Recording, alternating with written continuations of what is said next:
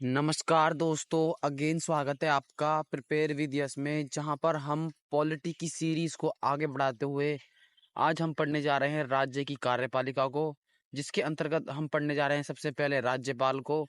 आज हम ये जानेंगे कि स्टेट लेवल पे जो हमारे स्टेट हैं उन पे शासन किस तरह होता है, मतलब स्टेट लेवल पे किस तरह प्रशासन किया जाता है। तो चलिए हम जानते हैं राज्य की कार्यपालिका के अंतर्गत राज्यपाल को। भाग 6 चैप्टर 2 और अनुच्छेद 153 से 161 के अंदर आता है राज्यपाल। ठीक है, इसका उपनाम क्या है? राज्य का प्रमुख, कार्यपालिका, संवैधानिक, नाम मात्र का प्रमुख। नाम मात्र का प्रमुख क्यों है? क्योंकि राज्यों में दो बड़ी पावर होती है, एक राज्यपाल, एक मुख्यमंत्री, जिसको सीएम बोलते हैं। तो वास्तविक पावर तो मतलब वास्तविक पावर तो सीएम में होती है, इसमें तो सिर्फ नाम मात्र की शक्ति होती है। इसको तो मतलब इट मीन्स ऐसा हो गया कि सिर्फ साइन करने हैं, बाकी पावर तो उनके पास, शासन तो वही मुख्यमंत्री करते हैं। अब आई होप आपको ये पॉइंट भी अच्छे से क्लियर हो गया होगा। चलिए नेक्स्ट, अनुच्छेद 153, प्रत्येक राज्य का एक राज्यपाल होगा। 7वें संविधान संशोधन 1956 में दो या दो से अधिक राज्यों के लिए एक राज्यपाल की नियुक्त किया जाता है। देखिए इसका मतलब यह है कि पहले ये था कि एक राज्यपाल का एक राज्य का सिर्फ एक ही राज्यपाल होगा, लेकिन अब कब 7वें संविधान संशोधन 1956 से अब एक राज्य का दो राज्यपाल भी हो सकते हैं। मतलब कि पहले तो एक राज्य का एक राज्यपाल होता था, अब कुछ इमरजेंसी है, कुछ नहीं, मतलब बात नहीं हुआ, इलेक्शन नहीं हो पाए, तो एक ही राज्यपाल को दो राज्य का राज्यपाल बनाया जा सकता है। आई होप आपको ये पॉइंट भी क्लियर हो गया होगा। भारतीय संविधान में राज्यपाल से जुड़े प्रावधान कनाडा से लिए हैं। कहाँ से लिए हैं? कनाडा से लिए हैं। अनुच्छेद 154, राज्य की कार्यपालिका शक्तियां राज्यपाल में निहित होंगी। इट मीन जो राज्य में कानून बनेंगे और जो उन पर साइन होंगे, मतलब कि जो परमिशन हो वो किसमें निहित होगी? वो राज्यपाल में निहित होंगे, जिनका प्रयोग राज्यपाल स्वयं अथवा अधीनस्थ अधिकारियों के माध्यम से प्रयोग में लाएगा। मतलब या तो खुद करेगा या तो अपने अधीनस्थ अधीनस्थ अधिकारी, उसके अधिकारी हैं उनसे प्रयोग में लाएगा। आई होप आपको ये पॉइंट भी क्लियर हो गया होगा। चलिए नेक्स्ट पढ़ते हैं हम। आर्टिकल 155, राज्यपाल की नियुक्ति राष्ट्रपति द्वारा हस्ताक्षर व मुद्रा सहित एक अधिपत्र में जारी करके ये अधिपत्र विधानसभा में मुख्य सचिव पढ़कर सुनाएगा। पहला पॉइंट तो याद रखिए, जो राज्यपाल की नियुक्ति करने के लिए अधिपत्र जारी किया जाता है उसे पढ़कर कौन सुनाता है? विधानसभा में मुख्य सचिव पढ़ के सुनाता है। आई होप इतना पॉइंट माइंड में रखिए। और अधिपत्र एक लिखित दस्तावेज होता है, मतलब ऑफिशियली बनाया जाता है अधिपत्र, और थोड़ी मुद्रा के साथ, थोड़े पैसों के साथ, मुद्रा सहित और अधिपत्र, ये दोनों चीजों से राज्यपाल की नियुक्ति होती है। आई होप आपको आर्टिकल 155 भी अच्छे से क्लियर हो गया होगा। आर्टिकल 156, राज्यपाल का कार्यकाल राष्ट्रपति के प्रसाद पर्यंत तक। देखिए वैसे तो इसका कार्यकाल 5 साल का होता है, लेकिन उस 5 साल में राष्ट्रपति कभी भी इसको हटा सकते हैं। मतलब 5 साल बाद तो खुद तो हटेगा, लेकिन राष्ट्रपति को कुछ लगता है कि नहीं, तो राष्ट्रपति इसको 5 साल में कभी भी हटा सकते हैं। तो इसका मतलब यह है कि कार्यकाल इसका क्या है? राष्ट्रपति के प्रसाद पर्यंत तक, मतलब कि जब तक राष्ट्रपति चाहेंगे जब तक ये अपनी सीट पर रहेगा। ये त्याग पत्र राष्ट्रपति को देता है। ये देखिए आगे पॉइंट, राज्यपाल पद ग्रहण से 5 वर्ष तक कार्य करेगा। कितना है इसका इसका कार्यकाल? कितना है? 5 वर्ष का। लेकिन वो 5 वर्ष तक तो है, लेकिन अगर राष्ट्रपति को अच्छा नहीं लगता है तो राष्ट्रपति इसको कभी भी हटा देंगे। आई होप आपको ये चीज एकदम डिटेल में क्लियर हो गई होगी। स्थानांतरण स्थानांतरण किसके द्वारा किया जाता है? राष्ट्रपति के द्वारा। स्थानांतरण राष्ट्रपति के द्वारा किया जाता है। आई होप आपको ये क्लियर हो गया होगा। चलिए नेक्स्ट, संविधान में राज्यपाल को हटाना, पुनर्नियुक्ति आदि का वर्णन नहीं किया गया है। मतलब कि जिस तरह हम राष्ट्रपति पर महाभियोग लाकर उसको हटा सकते हैं, इसी तरह राज्यपाल को संविधान में कुछ तरीके से कुछ भी नहीं बताया कि उसे कैसे हटाया जा सकता है। दो ही तरीके हैं, या तो राष्ट्रपति हटा देंगे जब उनका मन होगा या उन्हें नहीं लगेगा, और एक तो उसका 5 साल। और ऐसी कोई प्रक्रिया नहीं है जिससे कि इसे महाभियोग ला के हटाया जाए। ऐसी कोई प्रक्रिया का संविधान में वर्णन नहीं है राज्यपाल के लिए। आई होप आपको ये पॉइंट भी क्लियर हो गया होगा। चलिए नेक्स्ट, अनुच्छेद 157, योग्यता यानी आहार्यताएं। वह भारत का नागरिक हो। पहला पॉइंट तो यह है। न्यूनतम आयु 35 वर्ष। कितनी? 35। आपको एज सबकी याद रखनी है कि लोकसभा का, राज्यसभा का, राज्यपाल का, राष्ट्रपति, उपराष्ट्रपति, प्रधानमंत्री, महान्यायवादी, इन सब की एज याद रखनी, कितने साल चाहिए इनको बनने के लिए। ठीक है, आई होप क्लियर होगा। तो राज्यपाल को कितनी चाहिए? 35 वर्ष की आयु चाहिए। राज्य विधानसभा का सदस्य चुने जाने योग्य हो। मतलब कि जो राज्य विधानसभा है, जो कि मैंने बताया था, राज्यों में विधानमंडल में विधानसभा और विधान परिषद होती है। विधान परिषद केवल 6 राज्यों में है, लेकिन विधानसभा सभी राज्यों में है। तो उसका सदस्य चुने जाने की योग्य रखता हो। ठीक है, आई होप ये आपको पॉइंट क्लियर हो गया होगा। चलिए, आर्टिकल 158 शर्तें हैं। राज्यपाल संसद या विधानमंडल के किसी भी सदन का सदस्य नहीं होगा। इसका मतलब क्या है? ना तो ये विधानमंडल का सदस्य होगा, ना तो ये संसद के कौन सदन है? संसद के कौन कौन से सदन है भैया? एक लोकसभा है, एक राज्यसभा, यही तो सदन है संसद के। और विधानमंडल के एक विधानसभा और एक विधान परिषद, दो ही तो हैं। विधानसभा और विधान परिषद, ये दो ही तो हैं। ये किसी का इनमें सदस्य नहीं होना चाहिए। लेकिन ये राज्य की विधानमंडल का अभिन्न अंग होता है, मतलब कि इंपॉर्टेंट पार्ट होता है। ठीक है, चलिए नेक्स्ट। किसी लाभ के पद पर ना हो, इट मीन्स इसका सेकंड सोर्स ऑफ इनकम ना हो, मतलब कहीं और से पैसे ना कमा रहा हो। मतलब कि जब तुम राज्यपाल बनने वाले हो तो तुम राज्य के लिए प्रति हो, लेकिन तुम ऐसा नहीं है किसी कहीं से और पैसा जनरेट कर रहे हो। तुम्हें गवर्नमेंट ही देगी संचित निधि से पैसे, जो सरकार का बैंक होता है। आई होप आपको ये पॉइंट भी क्लियर हो गया होगा। वेतन भत्ते राज्यपाल की संचित निधि पर भरित होंगे। पेंशन केंद्र की संचित निधि पर, पेंशन केंद्र की संचित निधि पर, मतलब इसको जो पेंशन मिलेगी वो जो सेंट्रल लेवल की वो है संचित निधि। संचित निधि क्या होता है? मैंने बताया था आपको, ये भारत सरकार का बैंक होता है, जिससे कि सारे गवर्नमेंट ऑफिसर्स को सैलरी दी जाती है। चाहे वो आईएएस ऑफिसर है, पीएम है, राष्ट्रपति है, सबको संचित निधि द्वारा सैलरी दी जाती है। तो राज्यपाल को पेंशन कैसे मिलती है? केंद्र की संचित निधि पर। और इसके वेतन भत्ते राज्य की संचित निधि पर, जो राज्य का मतलब बैंक होता है, जिससे मतलब कि समझिए जो राज्य भी तो एक लेखा जोखा करता होगा, जिससे सबकी सैलरी बनती होंगी, तो वो राज्य करता है। और इसकी जो पेंशन है, जब ये रिटायर हो जाएगा, जब ये हट जाएगा अपने पद से, तो उसे किस तरह मिलेगी? वो केंद्र की संचित निधि पर मिलेगी। आई होप आपको ये पॉइंट अच्छे से क्लियर हो गया होगा। राज्यपाल का वेतन प्रति माह 3.5 लाख रुपए होता है। कितना इसका वेतन कितना होता है? 3.5 लाख प्रति माह होता है। कितना? 3.5 लाख प्रति माह। अनुच्छेद 159 शपथ। हाई कोर्ट के मुख्य जज की अनुपस्थिति में वरिष्ठ जज द्वारा, किसके द्वारा? हाई कोर्ट के मुख्य जज की अनुपस्थिति में वरिष्ठ जज द्वारा, मतलब कि जो हाई कोर्ट में अगर जज नहीं होते हैं, तो उनकी जो वहां सबसे वरिष्ठ नागरिक होगा, जो सबसे वरिष्ठ होगा, वो शपथ दिलाएगा। आई होप आपको ये पॉइंट भी क्लियर हो गया होगा। आर्टिकल 161, राज्यपाल मृत्युदंड को माफ नहीं कर सकता। देखिए, मृत्युदंड को माफ करना सिर्फ पावर ये राष्ट्रपति में है। ये पावर सिर्फ राष्ट्रपति में नहीं है कि राष्ट्रपति ही किसी की डेथ सेंटेंस को रोक सकता है। राष्ट्रपति एक ही व्यक्ति है को एक से अधिक राज्यों का राज्यपाल नियुक्त कर सकता है। राष्ट्रपति एक ही व्यक्ति को एक से अधिक राज्यों का राज्यपाल नियुक्त कर सकता है। देखिए, ये पॉइंट हम पहले बता चुके हैं कि अब से 2 राज्यों का एक राज्यपाल भी हो सकता है। तो उसको नियुक्त कौन करता है? राष्ट्रपति करता है। आई होप क्लियर हो गया होगा। ये पॉइंट याद रखना है आपको कि राज्यपाल मृत्युदंड को माफ नहीं कर सकता। ये पावर किसमें है? सिर्फ राष्ट्रपति में नहीं थे। आई होप आपको ये पॉइंट भी क्लियर हो गया होगा। राज्यपाल की शक्तियां। राज्यपाल निम्न नियुक्ति करता है। मुख्यमंत्री व उसके अन्य मंत्री, देखिए वो सीएम को नियुक्त करेगा, और जो सीएम के अन्य मंत्री हैं, जो सीएम चाहेगा कि मुझे इसको ये बनाना है, इसको ये बनाना है, तो उसको उनको भी नियुक्त करता है। और राज्य लोक सेवा आयोग, मतलब कि जो यूपीएससी का जो स्टेट लेवल का होता है, जैसे बीपीएससी, एमपीएससी, उसके उनके अध्यक्ष व सदस्य कौन नियुक्त करता है? राज्यपाल नियुक्त करता है। ठीक है, आई होप आपको क्लियर हो गया होगा। चलिए नेक्स्ट, एक सेकेंड।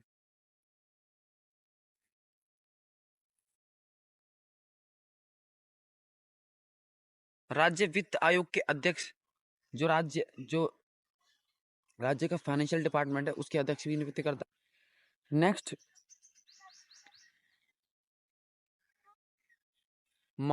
महाधिवक्ता लोकायुक्त, राज्य मानवाधिकार आयोग व राज्य महिला आयोग के अध्यक्ष व सदस्यों, राज्यों के विश्वविद्यालयों के कुलपतियों की नियुक्ति करता है। देखिए, कितने सारे चीजों की नियुक्ति कौन करता है? राज्यपाल करता है। इनको एक बार आप दोबारा रीड करना या फिर वीडियो को दोबारा देख लेना, आपको सब कुछ समझ आ जाएगा। चलिए नेक्स्ट, राज्यपाल विधान परिषद में 1/6 सदस्य मनोनीत करता है, जो साहित्य, विज्ञान, कला, सहकारी आंदोलन व समाज सेवा से हैं। देखिए, मैंने बताया था कि जैसे विधान जैसे राष्ट्रपति राज्यसभा में 12 लोग मनोनीत करता है। कितने लोग करता है? 12 लोग करता है, जो साहित्य, कला, इन चीजों से आते हैं। और इसी तरह राज्यपाल विधान परिषद में कितने करता है? 1/6 सदस्य मनोनीत करता है जो साहित्य, विज्ञान, कला, सहकारी आंदोलन और समाज समाज सेवा में हो। ठीक है, कितने करता है? 1/6। कितने? 1/6। कहाँ कहाँ से? साहित्य, विज्ञान, कला, सहकारी आंदोलन और समाज सेवा से हो। आई होप आपको ये पॉइंट भी अच्छे से क्लियर हो गया होगा। प्रीवियस एग्जाम में आया हुआ क्वेश्चन है, याद कर लीजिए।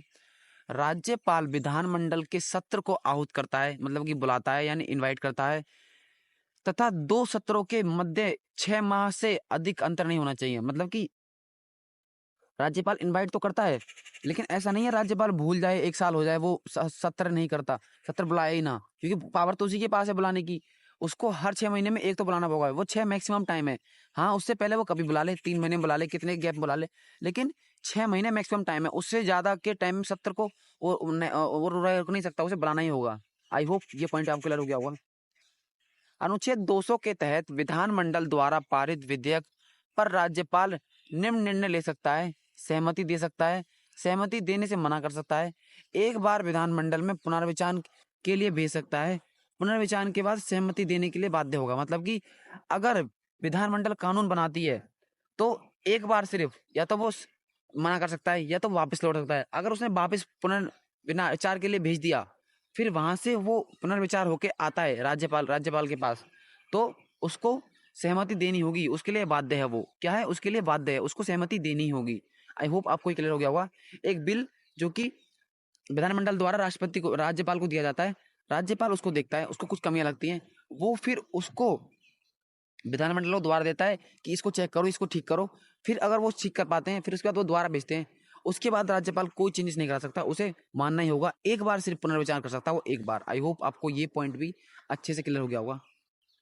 राष्ट्रपति के विचारों के लिए विधेयक को आरक्षित रखा जाता है, क्योंकि देखिए राष्ट्रपति के साइन के बिना तो कोई कानून बनता नहीं है। तो राज्यपाल जब बाध्य हो जाता है, उसके बाद फिर उस कानून को रखा जाता है राष्ट्रपति को देखने के लिए। जब राष्ट्रपति उसे चेक करेंगे, उसके बाद वो फाइनल कानून बन जाएगा। आई होप आपको ये पॉइंट अच्छे से क्लियर हो गया होगा। अनुच्छेद 202 में वार्षिक वित्तीय विवरण राज्य के नाम से पेश होता है, मतलब कि बजट। वार्षिक वित्तीय विवरण क्या होता है? बजट। वैसे हमारे संविधान में बजट नाम का कोई शब्द नहीं है, बजट नाम के शब्द की जगह क्या यूज किया जाता है? वार्षिक वित्तीय विवरण। वार्षिक वित्तीय विवरण का प्रयोग किया जाता है। आई होप आपको ये क्लियर हो गया होगा। अब हम देख लेते हैं एक बार राज्यपाल निम्न के अध्यक्ष होते हैं: इंडियन रेड क्रॉस सोसाइटी की राज्य शाखा का, किस किस का? इंडियन रेड क्रॉस सोसाइटी की शाखा का राज्य सैनिक बोर्ड के अध्यक्ष, स्काउट व गाइड के अध्यक्ष, बाल कल्याण परिषद के अध्यक्ष। किस किस के हैं? एक बार दोबारा याद कर लेते हैं। इंडियन रेड क्रॉस सोसाइटी की राज्य शाखा का अध्यक्ष, और राज्य सैनिक बोर्ड के अध्यक्ष, और स्काउट व गाइड के अध्यक्ष, और बाल कल्याण परिषद के अध्यक्ष। ठीक है, आई होप आपको ये सारे पॉइंट अच्छे से क्लियर हो गए होंगे। नेक्स्ट हम पढ़ लेते हैं राज्यपाल के निम्नलिखित कार्य। राज्यपाल मुख्यमंत्री तथा मंत्री की सलाह से मंत्री परिषद के सदस्यों की नियुक्ति करता है।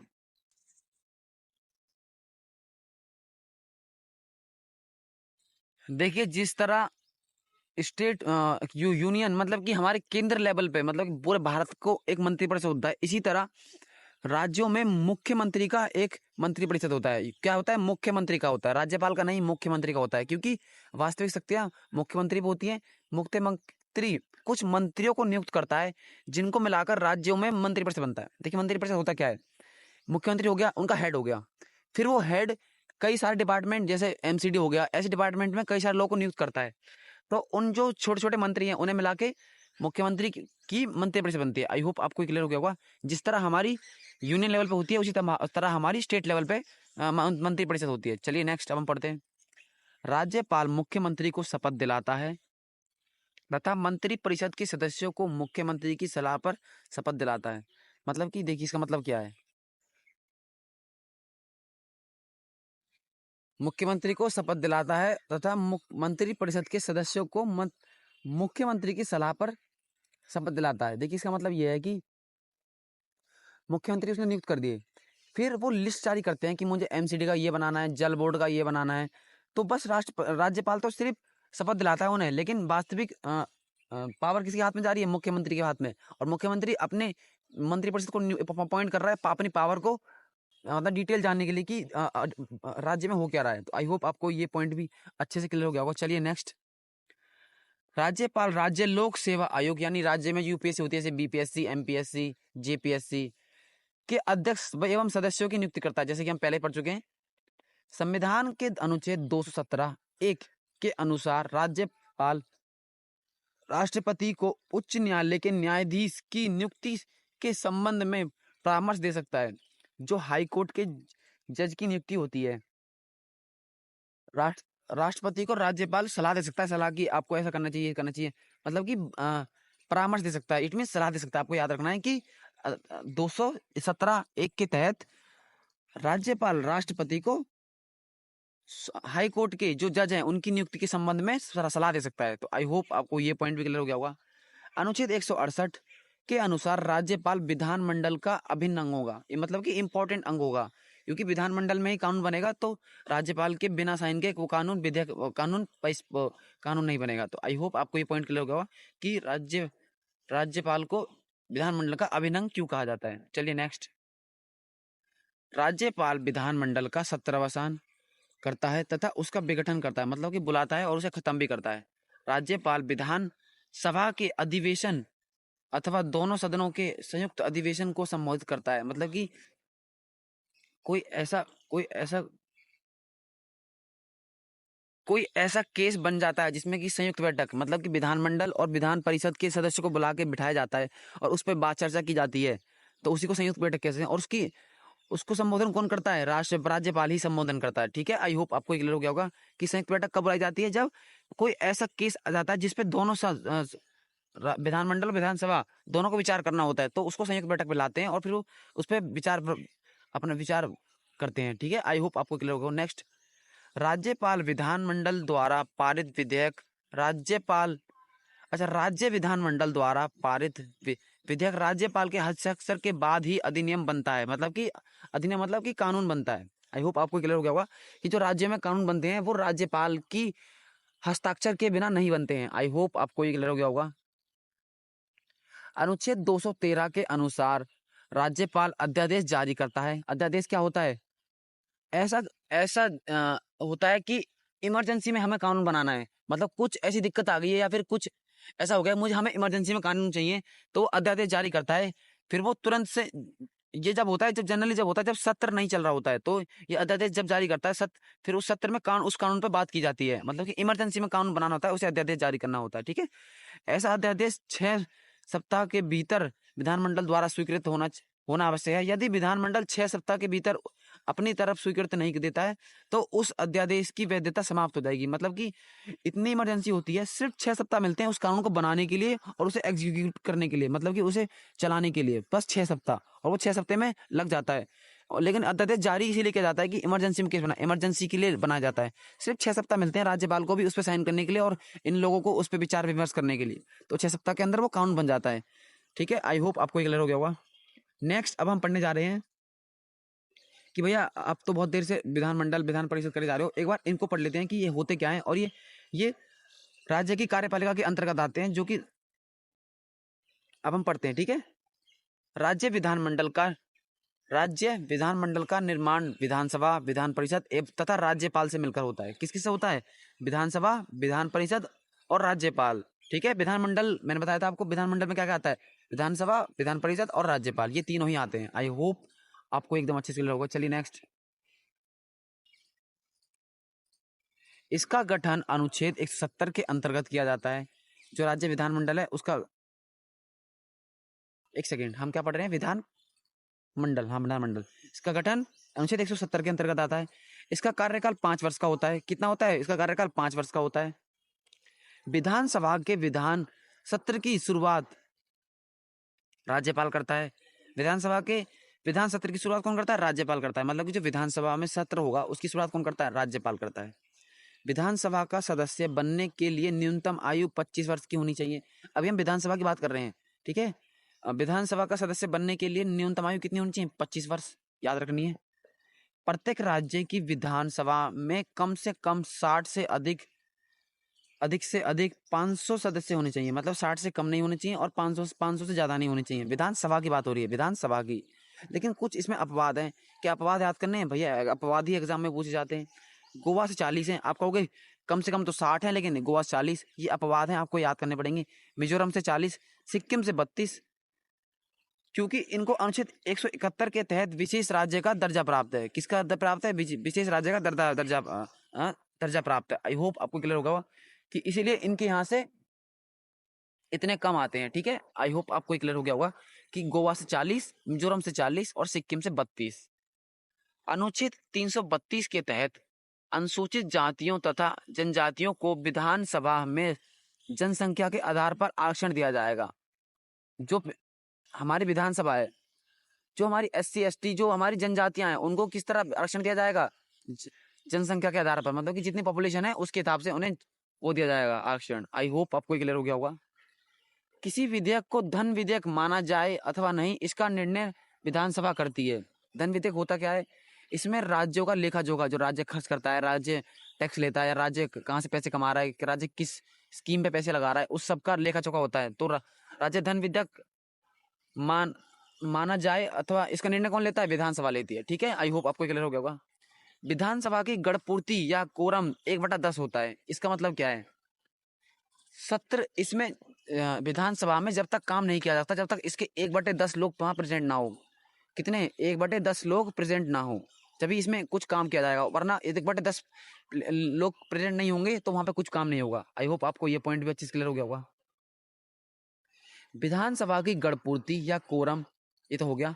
वित्तीय विधेयक पहले विधानसभा में पेश किया जाता था। वित्तीय विधेयक क्या होता है? ये भी धन विधेयक की तरह ही होता है। इसमें भी ये बजट के बाद पेश किया जाता है, इसमें भी लेखा जोखा होता है। ठीक है, आई होप आपको इतना याद रखना है कि वित्तीय विधेयक पहले विधानसभा में पेश किया जाता है।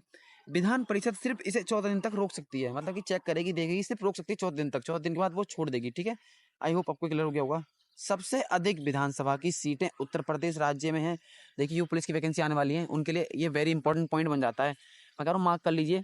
तथा सबसे कम सिक्किम में है। उत्तर प्रदेश में इनकी संख्या 403 तथा सिक्किम में 32 है। ठीक है, उत्तर प्रदेश से कितनी सीट है? 403 सीट है और सिक्किम से 32 सीट है। आई होप आपको अच्छे से क्लियर हो गया होगा। अब हम नेक्स्ट पढ़ने जा रहे हैं विधान परिषद को। ठीक है, चलिए नेक्स्ट।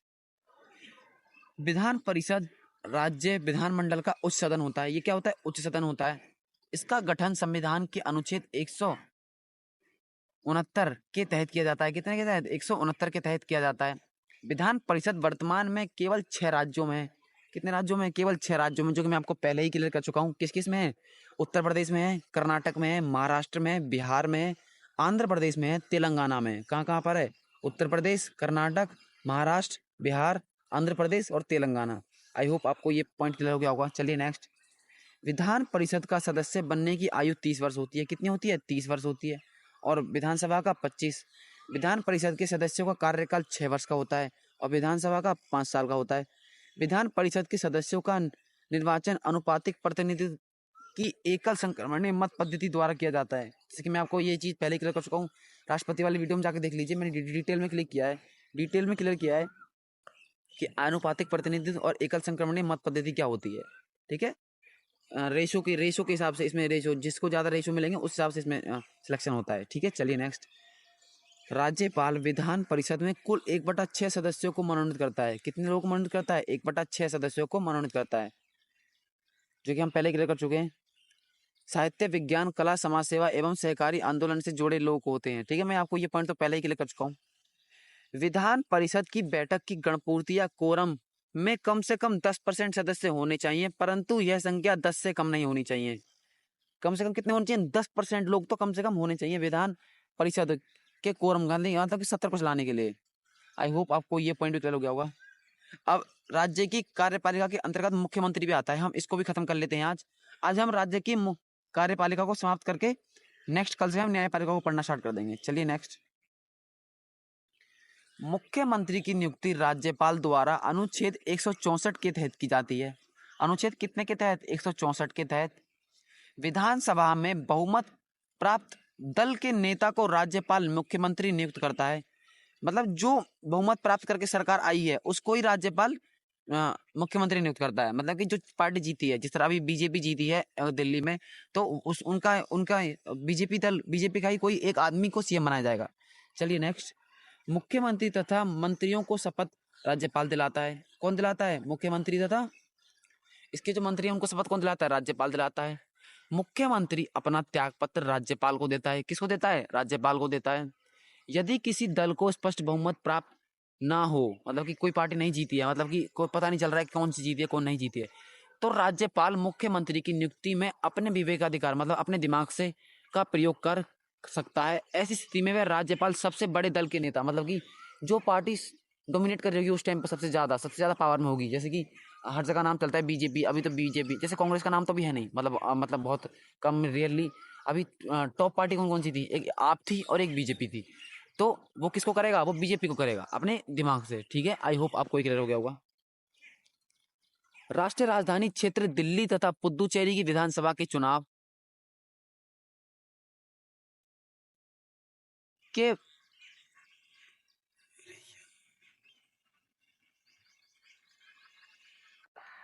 चलिए एक बार इसको क्लियर कर लेते हैं। के बाद मुख्यमंत्री की नियुक्ति राष्ट्रपति के द्वारा की जाती है और मुख्यमंत्री राष्ट्रपति के प्रति उत्तरदायी होता है। मतलब कि दिल्ली और पुदुचेरी को छोड़ के, दिल्ली और पुदुचेरी में जो राज्यपाल हैं मतलब मुख्यमंत्री है, उनकी नियुक्ति वहां कौन करता है? वहां राष्ट्रपति करता है। और बाकी राज्यों में कौन करता है? वो राज्यपाल करता है। राज्यों में राज्यपाल, और जो दिल्ली और पुदुचेरी वहां पे कौन करता है? राष्ट्रपति करता है। ठीक है, और जो दिल्ली और पुदुचेरी की जो सीएम है वो राष्ट्रपति के उत्तरदायी होंगे, मतलब राष्ट्रपति के लिए ही काम करेंगे। ठीक है, आई होप आपको ये पॉइंट क्लियर हो गया होगा। अब पढ़ लेते हैं मुख्यमंत्री के कार्य। मुख्यमंत्री राज्य के प्रशासन का वास्तविक कार्यकारी होता है। मतलब कि जो मैंने बताया था आपको कोई वास्तविक पावर इसके पास होती है, तो यही वास्तविक कार्यकारी होगा। मतलब राज्य में किस समस्त पावर इसके पास होती है। मुख्यमंत्री मंत्रिपरिषद की बैठक की अध्यक्षता करता है। मतलब उनका अध्यक्ष बनता है, जो इसके मंत्री हैं, जो इसकी मंत्रिपरिषद है, जिसने जितने भी इसने मंत्री नियुक्त करे हैं, उनकी ये बैठक करता है। ठीक है, बैठक का अध्यक्ष होता है। मंत्रियों की नियुक्ति के समय राज्यपाल को सलाह देना, मतलब कि जो मंत्रियों को नियुक्ति करता है उस टाइम पे, तो राज्यपाल को ये सलाह देता है मुख्यमंत्री। ठीक है, किसी भी मंत्री को त्याग पत्र के लिए कहना, मतलब कि लगता है कि ये मुख्यमंत्री काम नहीं, ये जो इसका मंत्री है, जो मुख्यमंत्री ने नियुक्त किया है, वो काम नहीं कर रहा है, उसे हटाना। हटाना कौन करेगा? त्याग पत्र कौन देने के लिए कहेगा? कौन कहेगा? सीएम कहेगा। मंत्रियों के विभाग में फेरबदल करना, मतलब कि मान लीजिए एमसीडी है, जल बोर्ड है, इस तरह के बिजली डिपार्टमेंट है, ये डिपार्टमेंट अगर काम नहीं करेंगे वहां पर, ये मतलब चेक कभी भी जाकर चेक कर सकता है, कभी भी। क्या है पॉइंट? ये मंत्रियों के विभागों में फेरबदल करना, मतलब कि कभी भी चेक कर सकता है। ठीक है, विधानसभा सत्र को बुलाने या भंग करने में राज्यपाल को सलाह देना, मतलब कि अगर राज्यपाल चाह रहा है कि सत्र बुलाना है या सत्र भंग करना है, तो उसमें कुछ सलाह भी दे सकता है। कौन दे सकता है? सीएम दे सकता है। किसको? राज्यपाल को। आई होप आपको क्लियर हो गया होगा। मुख्यमंत्री निम्न निकायों का सदस्य होता है, मतलब कि किस कौन कौन सा डिपार्टमेंट इसके पास होता है। नीति आयोग के अधिशासी परिषद इसके पास होता है, राष्ट्रीय विकास परिषद, अंतर्राज्य परिषद और क्षेत्रीय परिषद। इनको हम डिटेल में आगे जब पढ़ेंगे, जब इनके बारे में डिटेल पढ़ेंगे। अभी बस आपको याद रखना है कि नीति आयोग के अधिशासी परिषद, राष्ट्रीय विकास परिषद, अंतर्राज्य परिषद और क्षेत्रीय परिषद का ये क्या होता है? इसके पास ये डिपार्टमेंट होते हैं। ठीक है, और ये अध्यक्ष किस किसका होता है? राज्य योजना बोर्ड का, राज्य योजना बोर्ड का, सीएम सलाहकार परिषद, 20 सूत्री कार्यक्रम, राज्य आपदा प्रबंधन पर प्राधिकरण, और क्या है? राज्य निवेश मंडल। किसका अध्यक्ष होता है? राज्य निवेश मंडल, राज्य आपदा प्रबंधन प्राधिकरण, 20 सूत्री कार्यक्रम, सीएम सलाहकार परिषद और राज्य योजना बोर्ड। ठीक है, ये किसका? इन सब का अध्यक्ष होता है। आई होप आज की वीडियो आपको बहुत पसंद आई होगी। मैंने डिटेल में सब कुछ क्लियर किया है। अगर आपके दिमाग में सब कुछ याद हो गया या छप गया है, एक कमेंट जरूर करना। बाकी थोड़ा क्लास में डिले हो रहा है, इसको हम धीरे धीरे सुधारेंगे। मैं ट्राई करूंगा थोड़ा सा और जल्दी लाने के लिए। बाकी जब तक के लिए आप सपोर्ट बनाए रखें, और जल्द से जल्द हम ये बुक खत्म करके अब हम जो जीडी की बुक आने वाली है नई, उनको स्टार्ट करने वाले हैं। जब तक के लिए वीडियो पसंद आई हो, एक वीडियो को लाइक करना, चैनल को सब्सक्राइब करना और वीडियो को शेयर करना। जब तक के लिए थैंक यू, बाय बाय, धन्यवाद, ध्यान रखें अपना।